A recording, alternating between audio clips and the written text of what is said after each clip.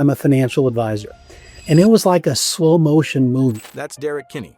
He is a financial advisor and the best-selling author of Good Money Revolution. And what I realized in that moment, high net worth people like to work with financial advisors who are engaged in the community. But one of the mistakes I find advisors make right now is they believe that people are buying efficiency laid on the ground, flat, just back down on the ground. And I said, I just had a medical emergency and I won't be able to see clients for the next 6 months.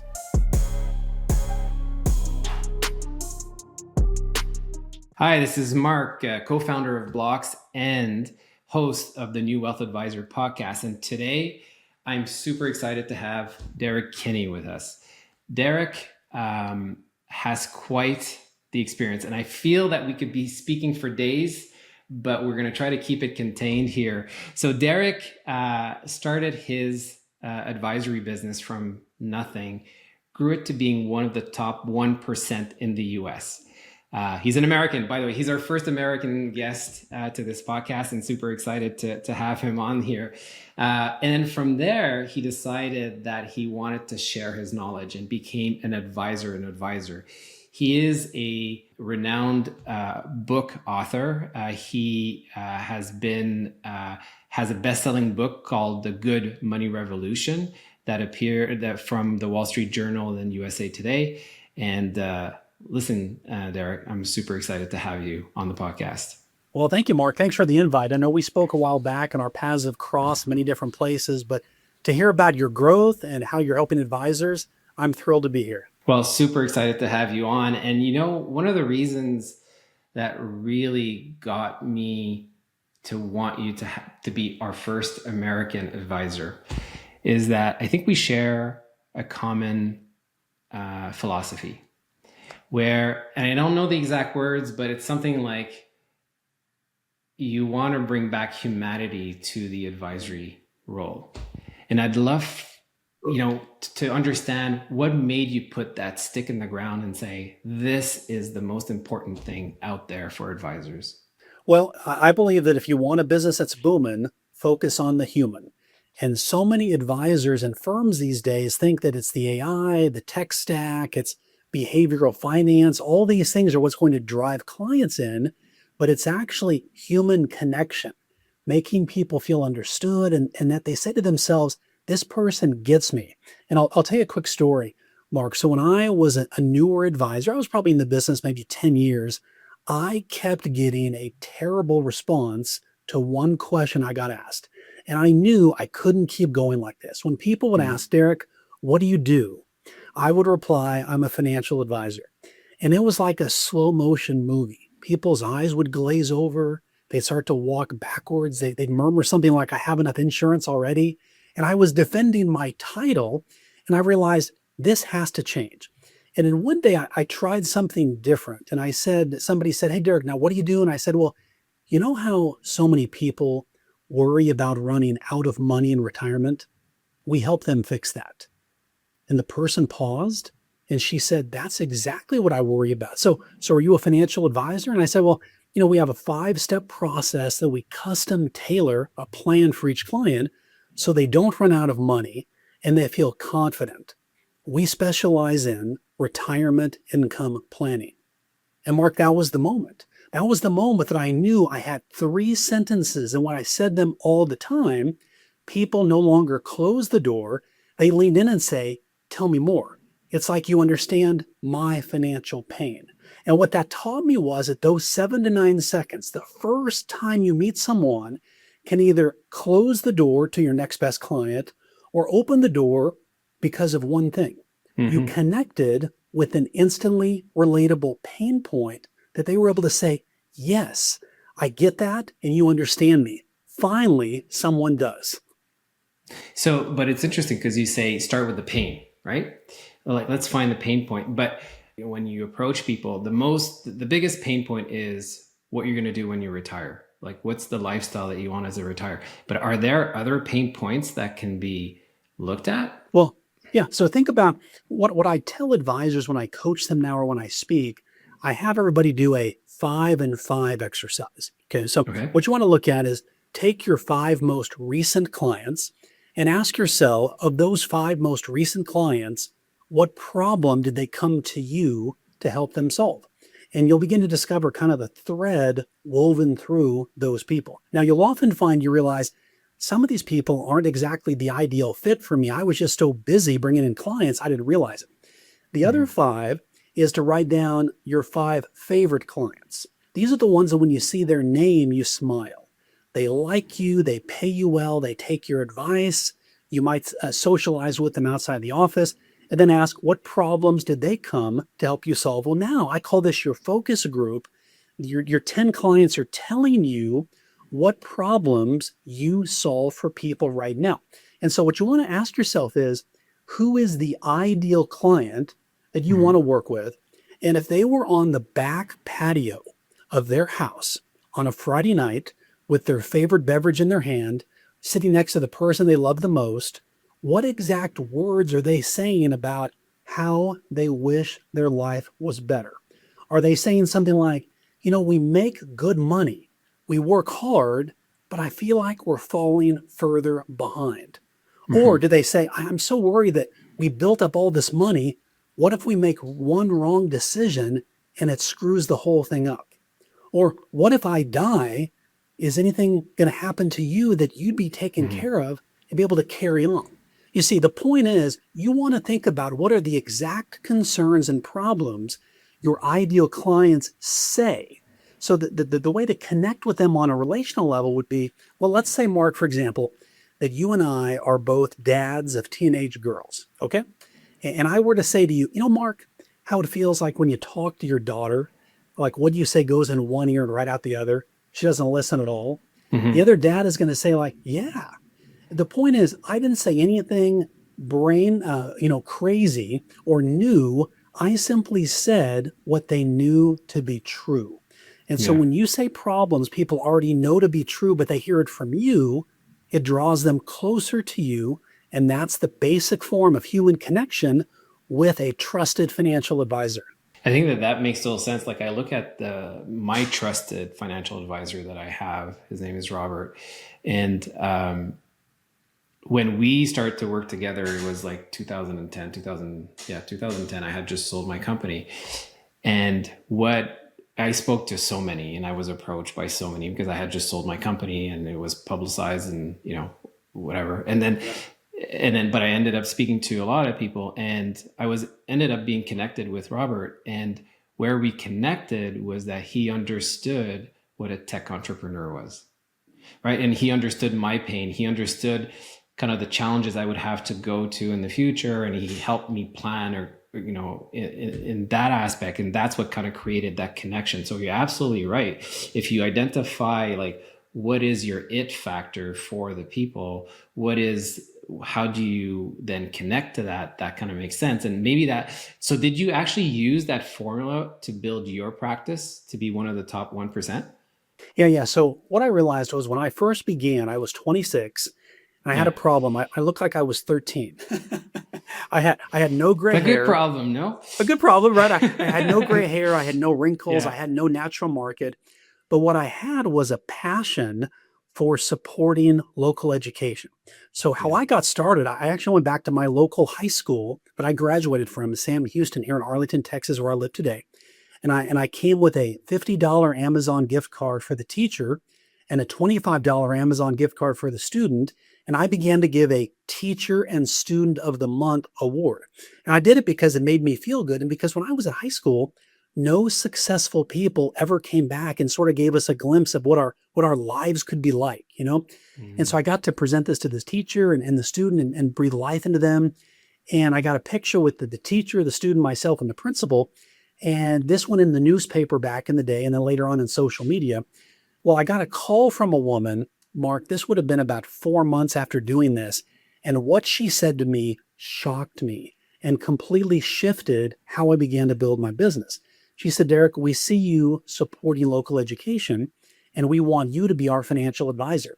And I naively said, well, why? I'm so young. So first lesson is never say that. Just say, well, thank you. Lesson one, if there's no takeaways here today. But then what she said next is what turned everything upside down. She said, Derek, we want to work with you because you care about what Mm. we care about. She said, you care about what we care about. And in that moment, Mark, it was like the weight of my business lifted from my shoulders because it meant I didn't have to be the smartest or the best looking or the most well connected. I just had to care about what the people I wanted to work with cared Cared about. about. And what I realized in that moment, I didn't know, I was no psychologist, but high net worth people like to work with financial advisors who are engaged in the community. They're often so busy and they Mm. want to be part of something, but when they work with you, it gives them status and it helps them feel like they're part of something bigger. So that one thing, I began to do a teacher and student of the month, $75 a month at all the local high schools, and I began to attract $1 million accounts.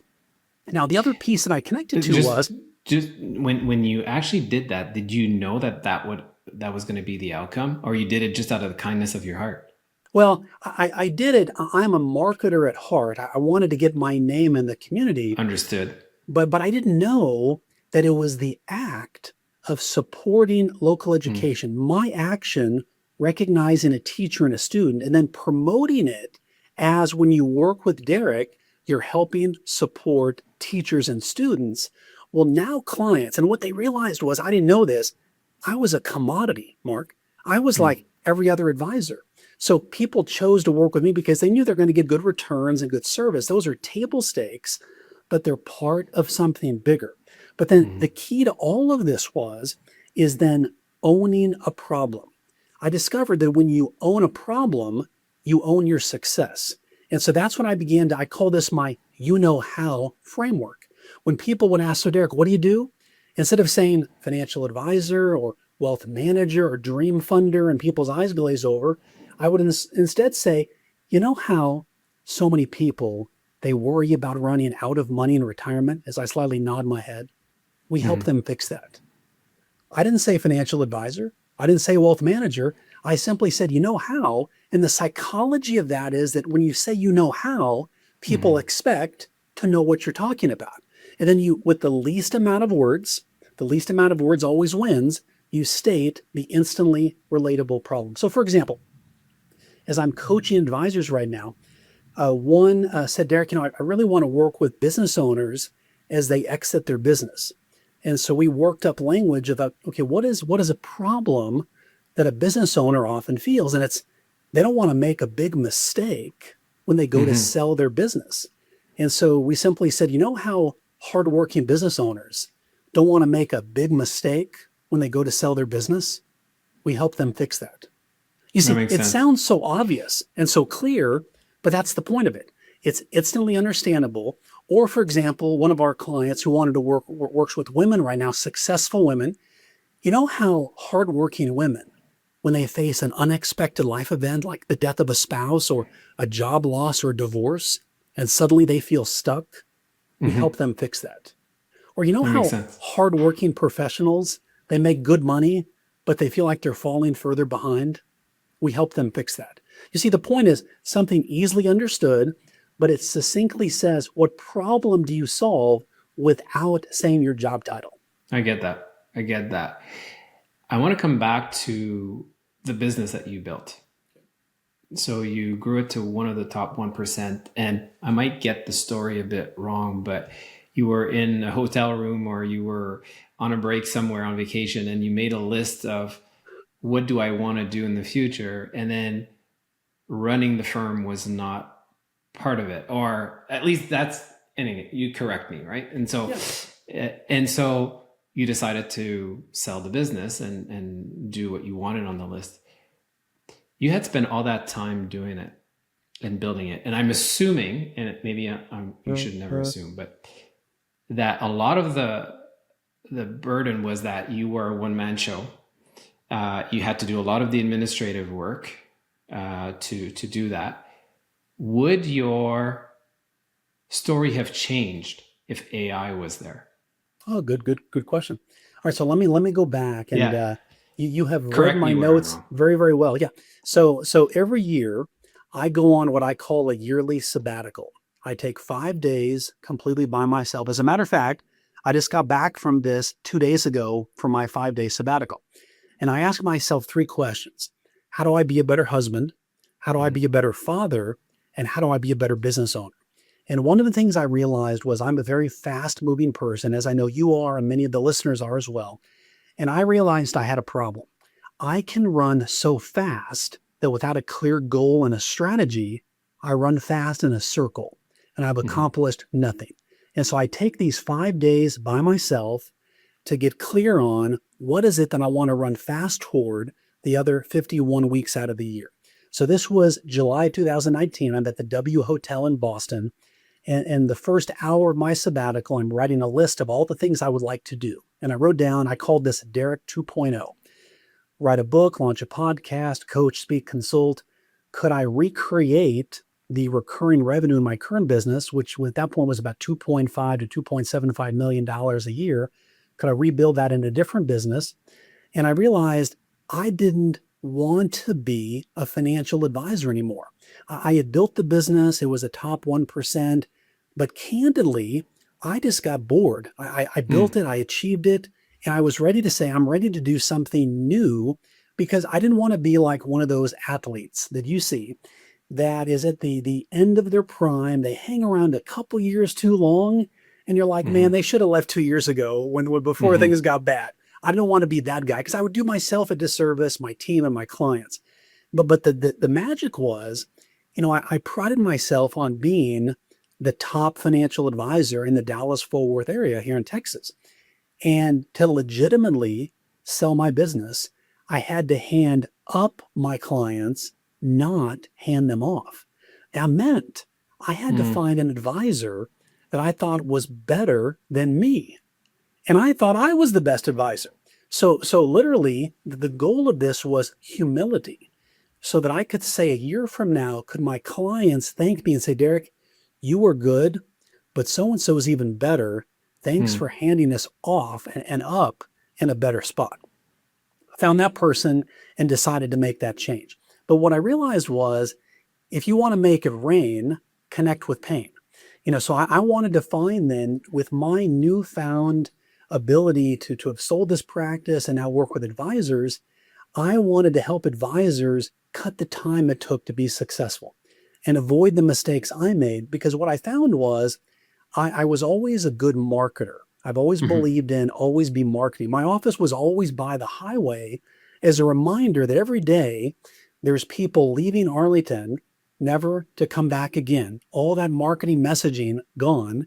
And every day there's new people moving in who have never heard of me before. All this work I put in, and they've never heard of me. Now I've got to keep marketing to those new people as well. And so what I want to do now is help advisors pick the words, because I've discovered that words equal wealth. The right words spoken about the right problem to the right person leads to great profits. And so many people make this mistake, Mark, of I'm going to try to sell you on the features and the benefits of my product and service. And then you sound like everybody else because they think high net worth people want that. They just want to be understood. They've got these unique worries about, it's not about money for me. It's about, I want to find meaning from my money. Why does my family always bicker about all the money we have? Is my business going to be okay when my kids take it over? Or are they going to screw it up?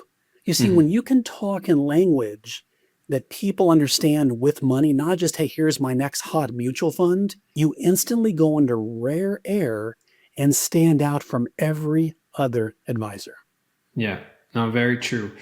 And so coming back to running the firm itself, how would you have run it differently, or could have AI played even a role in selling upwards?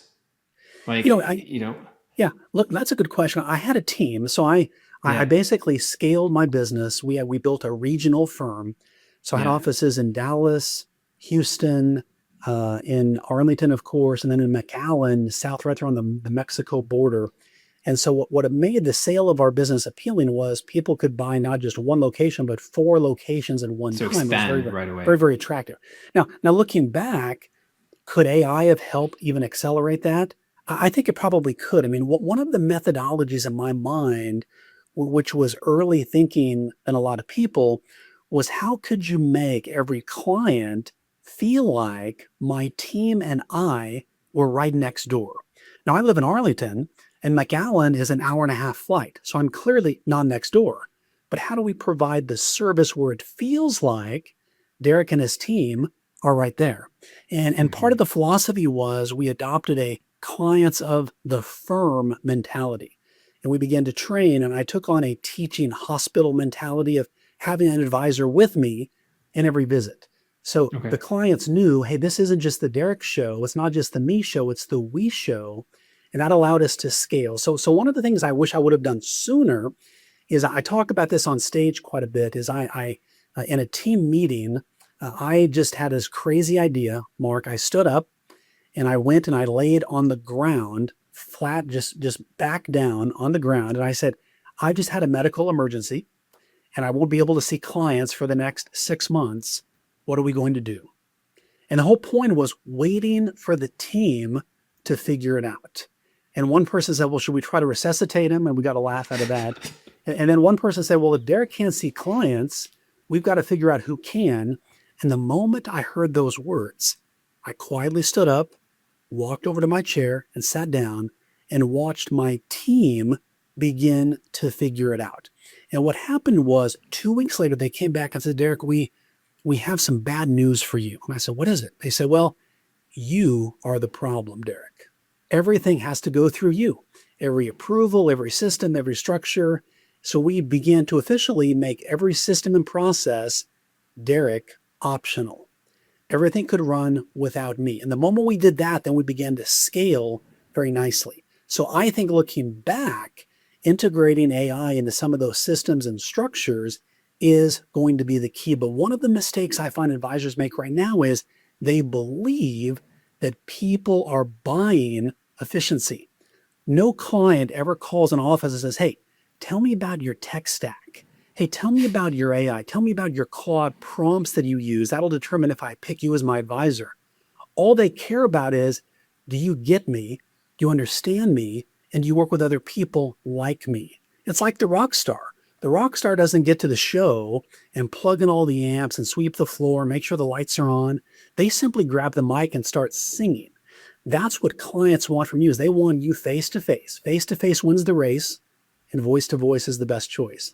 All the other stuff just gives you more time. I like to say tech gives you space for more face to face. You know, I'm a tech geek, and what you say is the exact parallel that we're seeing in the software world, where if you go back, you know, my favorite tech entrepreneur is Steve Jobs. Like I read everything about him. I've seen all his presentation. I know everything about that guy. And, you know, people used to say, I've got this recorder that has this amount of memory, this type of thing. And, you know, like it can do it has these specs in terms of technical specs and all that. Steve Jobs said, you can have all the songs you want in your pocket. Right? And it's pretty much the same analogy that you're saying when you're trying to connect with people. It's not about, I can make you more money, I can invest this, I can do that. It's about, do you understand my pain point? And can you articulate it in as little words as possible so that I can relate to you, right? And I can say, yes, you understand what I'm looking to do. And the parallel is right there. You know? Yeah, I think what you said is spot on. And you've even got the dark shirt on. I mean, yeah, I know. I need the turtleneck. Yeah. What's interesting is we want to kind of divide up. And if there's maybe one takeaway of our time together, when you own a problem, you own your success. Mm-hmm. But that's what people pay for, is you to be the specialist. You know, one of the questions that I would ask everyone listening right now is, and just to be honest with yourself, in your local community, would you say people look at you like everybody else? You're like every other advisor, nothing different about you. They judge you based on your price. Or are you the specialist? Are you the person they know that specializes in a certain problem? And I like to hold up on stage some Hershey's chocolate and some Godiva chocolate. And I'll ask, now, how many of you, if you wanted to give a gift of chocolate to the person you love in your family, which gift would cause them to say, this person must really love me more, the Hershey's or the Godiva chocolate? And people say, well, the Godiva chocolate, of course. Well, what I do is I go by Target, a local store, before I speak, and I go down the candy aisle to look at the price of these. And the Hershey is typically $7, and Godiva is typically $20. So Godiva is 3 times as much as the Hershey's. And I ask the crowd, now what causes Godiva to cost more than Hershey's? And people say, well, the taste, or they say the packaging or the perception. And I would say the taste is probably pretty much equal, but it's the packaging and the perception. It's in a box. The quantity of chocolate is the exact same, but one looks like it's more of a gift and one looks more like an afterthought. And what I would ask people is, are you the Hershey bar financial advisor, or are you the Godiva chocolate advisor? And what we know is if you needed to have, let's say, a delicate medical procedure done on your heart, would your first thought be, I'm going to go to my general practitioner who knows a little bit about a lot? Or would you go to the heart specialist who all they did was work on hearts 24/7? 100%. Yeah. And what we know, there's 3 things when you go to see a specialist. First of all, if you're listening to this podcast right now and you needed to call the heart specialist, would you expect to get into that heart specialist in the next 10 minutes? Yes or no? No, not really. No. No. And then based on your insurance, this can vary, but would you expect to pay more or less to see the specialist? More. Probably more. And then third, would your expectation be, I'm probably going to do the heart surgery myself anyway. I don't need to listen to the doctor. Or would you say, I'm taking notes, I'm bringing a friend, whatever she says to do, I'm going to do exactly what she says. You see, you expect to listen to the specialist. So what we know is when you declare yourself and say, we specialize in business owner exit planning, we specialize in retirement income planning, we specialize in, highly paid professionals avoiding mistakes, whatever that may be, the least amount of words, what it does, it attracts people like a magnet because they're like, oh my gosh, that's exactly who I want to work with. But then psychologically, Mark, I didn't understand this until a couple of years ago. It actually attracts people who don't have that problem because they're attracted to specialists. And the reason why? It's because they're clear. They solve one problem, easy to understand, makes me want to work with him or her. Having a specialized approach is very important, right? I think that actually allows you to cater to specific needs, understand that market, understand what their future looks like, and plan accordingly to that. But there's the great wealth transfer happening at the same time. And the next generation may have other interests, may have other needs. How do you recommend advisors deal with that when you know that relationship is not necessarily forever? The initial relationship. Well, and what you described is a problem, sadly, most advisors think will not happen to them, but it already is. And I think there's a train wreck waiting to happen. So I'm going to tell you a quick story. I shared this on stage just a couple weeks ago, but I got a call from a top RIA CEO, and you'd recognize the name if I said it, but he said, Derek, I've got a 24-year-old advisor who is struggling to not just bring in clients, but bring in $1 million clients, the ones that we want her to work with. Would you coach her? And I said, sure. So I called her and I said, tell me what's happening. And what she said to me shocked me, but the end of the story is going to tie all this together. And she said, Derek, when I talk to clients, it's like they're questioning me. I feel judged. It's like they're thinking in their minds, are you even old enough to invest money? And as you can imagine, this was crushing her confidence. So she had an event coming up that night. Their firm focused on business owners and founders, and we worked on the language of how to respond when she was asked, what do you do for a living? Okay. Because when I asked her, what do you say now? She said, well, I'm a CFP and I work on this area and we've got, 1,000 years of experience here at the firm, which makes you sound like you have no experience because you're covering for yourself, right? And so she called me the next morning. She said, Derek, you're not going to believe what happened. So what happened was she thinks the guy was probably 55 or so, walks up, casual conversation, says, hey, so what do you do? She said, okay, now what did Derek say to do? Just say that. She said, well, you know how busy and successful founders, what keeps them awake at night is the thought that what they've worked so hard to build, their kids won't know what to do with it. We help them fix that. She said, Derek, the guy was stunned. His eyes got as big as saucers, and he said, that's exactly what I'm worried about. She said, now, you may wonder, but I'm actually 24. I'm one of the youngest people here at the firm. And the reason they pursued me so hard, of course, I'm good with technology, but let's be honest. When it comes to your kids and your grandkids, who will they listen to more, you or me? 2 weeks later, he rolls over a $10 million account. And what we learned in that was so many people think the goal is just to target and prospect based on let's help you make money, save money, protect the money. One of the biggest emotional drivers of higher net worth people is how can we help protect what I've worked hard to build? How can we help prepare the kids and grandkids for the inheritance for what's coming down the road, if that makes 100%. sense? So what we learned is so many next-gen advisors are taught, hey, wait your turn, your time will come. I say put them on the front lines immediately to make sure that they're building trust with this next generation right away. 100% agree. And I think that makes the whole difference, right? And actually, I really love that approach because now it gives advisors a path, right? So they may not always have the 24-year-old young advisor as part of their firm, but even that, when they're speaking to those specialists, like when they're specialized in a specific area, they can also bring in that pain point that advisor, that client may have, which is, we will take care about with your next generation, and let's start building that relationship now, right? Because that's what preoccupies you in your when you go to bed at night.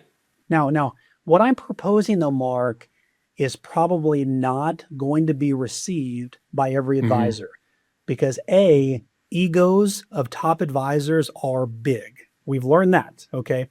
So the way to appeal to a top advisor's mentality is, hey, this isn't about changing how you run your business.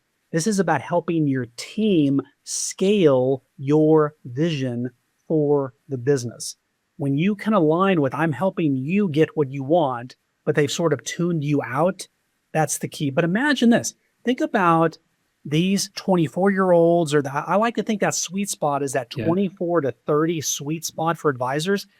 You're helping their kids interview for their first job, get their first job, negotiate their salary, pick out their 401k. Now, is that the most profitable way? Is that going to be a revenue gen? No, but it's a revenue protector for the future. What we find is that valuable service, when you're helping somebody's kids and grandkids, it's just like supporting teachers and educators. There's certain things in life that we all value. We all want our kids and grandkids to have what? A better life than we had. And so while you may lose money on the advisor just servicing the grandchildren or the children, you're going to bring in other big dollar, high net worth referrals because they want the same service for their kids and grandkids. So when you pull back and see the whole picture, it's the most logical decision a growth-minded advisor could make. I love it. And I, so like this is starting to paint the picture, right? So it's, how do you position yourself? How do you get and the positioning yourself is like, okay, who do you like working with? And then how do you target them? And then a way to get known is get involved with your community, right? And so, and give back to the community so that it raises your profile, and find kind of that way to do that. Then it's like, okay, now you're building your base, but don't forget about the next generation. And start understanding that that's a pain for people that have some assets that they know they're going to have to leave it to the next generation, and that's something that keeps them up at night. So build that relationship. The other thing that I see as an issue, and I'd love to get your thoughts on, is as you're scaling your practice, right? So you're doing these things and you're executing on that. And maybe in the US it's a bit less, but in Canada there's a lot of administrative burden, like compliance, and I'm sure it's in the US as well, like compliance regulations that you have to do, documentation, paperwork that you have to do, all this administrative stuff. And when you think of an advisor, they didn't get into that business because of that. Like they got into that business despite of that. And so how should they think about scaling their business when they know that there's a lot of administrative work to be done so that you can spend more time building those relationships, but you can't not do those things. Right. Or you get yourself in compliance trouble, which means more paperwork to fill out. That's right. So what I tell top advisors is, what is the easiest way to do the hard thing? In other words, we know there's complexities, there's compliance, there's prospecting, there's the back office. So ask yourself, as the top 1% advisor now, or you're wanting to be, what would the CEO do? If someone were about to invest in you, how would they expect you to spend your time? So I determine this with my clients of what is the top 3 highest, most dollar productive activities that you need to do each week to drive your business. And typically they are prospecting, and they're getting out of the office to put themselves in the pathway of their prospective clients on the pickleball court, at the Rotary Club, at the entrepreneur luncheon, things where entrepreneurs find themselves, you want to be. And then the other piece is leadership. So many top advisors think, I didn't get into this business to lead. I'm a terrible leader. What we've learned is that you can go a long way by yourself. But when you can pull back and lead through other people, that's truly how you scale. And so what I tell people is, you've got those 3 items, you block them in your calendar each week like your fixed calendar, and then you just say, who can do everything else? Because what's going to hold people back, especially top advisors who are perfectionists, who believe that their way is the best way, and the only way is it's all got to go through them. So you've got to be willing to say, I may not get it 100% how I want it, but if I get it 75% how I want it, we're going. We're going to take action. Action leads to satisfaction. The enemy you're fighting is perfection. So when you can do that and then figure out who, whether it's an AI agent, whether it's an AI process, whether it's a human being, all you know, it's not you. You are simply not allowed to touch those things. Somebody else is, who gets paid far less than you do, because your time is a multiplier that when you're face to face with someone, that brings in huge recurring revenue, and everybody else, for the most part, is an expense taking care of behind the scenes things that nobody sees. You've got to be the rock star on the stage all the time. I love it. And, I would have wanted to touch a little bit on consolidation in the space, but I think I've taken a lot of your time already. And what I want to do is kind of pick your brain as to the future. We all know that the industry is going through a lot of change. There's consolidation, like I just mentioned. There's the great wealth transfer. There's AI. There's low cost systems like Robinhood and Wealthsimple in Canada to do a lot of transactions, and the younger generation kind of like doing that. Where do you see the industry is? What are you seeing? What do you think will be some of the major changes that will happen in the next, you call it, is it 5 years? Is it 10? Is it 20? I'll let you free rein on that one, but what do you see as the future for the industry? Well, it's interesting. When I coach my clients, we used to talk about 5-year, 10-year goals. But Mark, that seems like an uncertain Hmm. eternity. Like it's like telling your kids, "Hey, you know what? Back in my day, we had to walk uphill in the snow and have a hot potato for warmth." And your kids are like, "What are you talking about?" All they've ever known is cell phones, and so it falls on deaf ears, right? And so what I find is 1 year. Literally, I talk with my advisors about what's your 1 year goal, maybe your longer term vision. But what I see is technology is only going to get faster. And we have to cheer that on and accept it not as the enemy, but as the frenemy. The technology is going to be what most advisors want to do is they want to downplay AI and say, you know what? You don't need Chat GPT. Instead of ChatGPT, call on me. Instead, the smart, savvy advisor will say, we embrace AI, we embrace tech. Bring all your ChatGPT prompts, bring all your reports. Let us be the voice of reason to walk alongside you as you choose what level of tech you want to be comfortable with. You want to bring the tech? We'll bring the high touch. And so what I find is advisors should almost expect there's going to be almost no back office. They're going to have so much time to prospect. And what's going to happen is you would think advisors would cheer this, but so many advisors will fear Mm. this because they think AI and tech is replacing their need to have to be face to face. And instead, we find the advisors who are going to win and really scale, like some of them might even double year after year after year, is they realize tech has now given us the ability to go face to face or voice to voice. But the key is just to connect with the problem, whether all your leads come in through a lead gen, there's many great ones out there, or your face to face prospecting. Ultimately, the pain point could be we just want convenience. We just want people who understand us. And what is the easiest way to get them to become a client? That's going to be the key. You know, and I'll let you steal this sentence if you want from me, but the thing that I keep on telling my team and advisors that I meet all the time that are scared about AI is AI will make you more human, because Yeah. we have been trained as humans to be robots.